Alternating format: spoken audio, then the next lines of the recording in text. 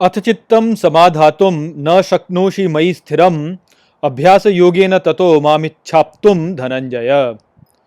Hello friends, this is the ninth shloka of the 12th chapter of Bhagavad Gita, and today we will understand this shloka in detail. So let's first go over its meaning. So the shloka says, Atha chittam samadhatum, which means if for the solution of the mind, na shaknoshi mai sthiram, which means you are not able to become stable in me, abhyasa yogena tato, which means by abhyas yoga, move up, Mam ichhaptum dhananjaya, which means the desire to attain me, O Dhananjay.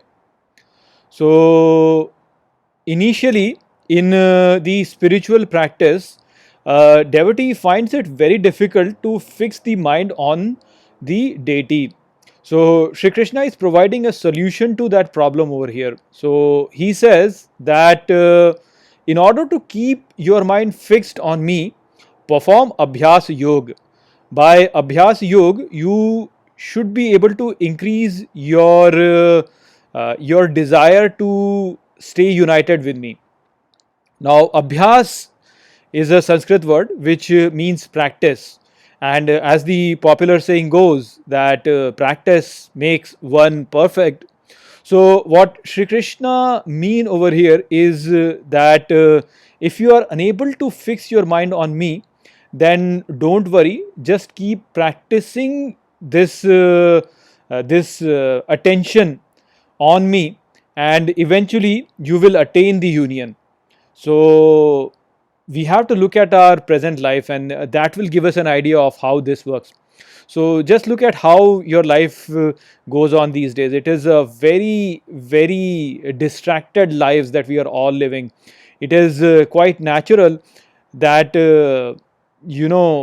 being used to the social media and all the media that we consume every day, it is natural that as soon as we try to remove all of this from us, then and fix our mind on Lord, then our mind gets distracted and keeps craving for all that information that we consume. Because I mean, this is information age. We are consuming information again and again and again. So there's a lot of information that has been thrown at us.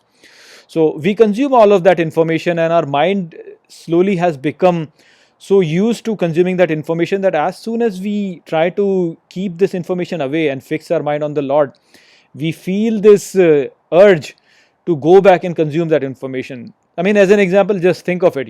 Maybe you are a person who likes to stay in touch with whatever is going on in this world, and so you consume a lot of news. Now, if someone tells you that stop consuming all of this news and just focus your mind on Sri Krishna, then what will you do? I mean, sure, you can maybe for a few moments you can keep your mind fixed on Sri Krishna, but as soon as you try to do that, an urge will rise in your mind to check out what is going on, check out the news, what is going on in the world, and this becomes very difficult to keep your mind focused. So to overcome this, what you have to actually do is start practicing to keep your mind focused on the Lord.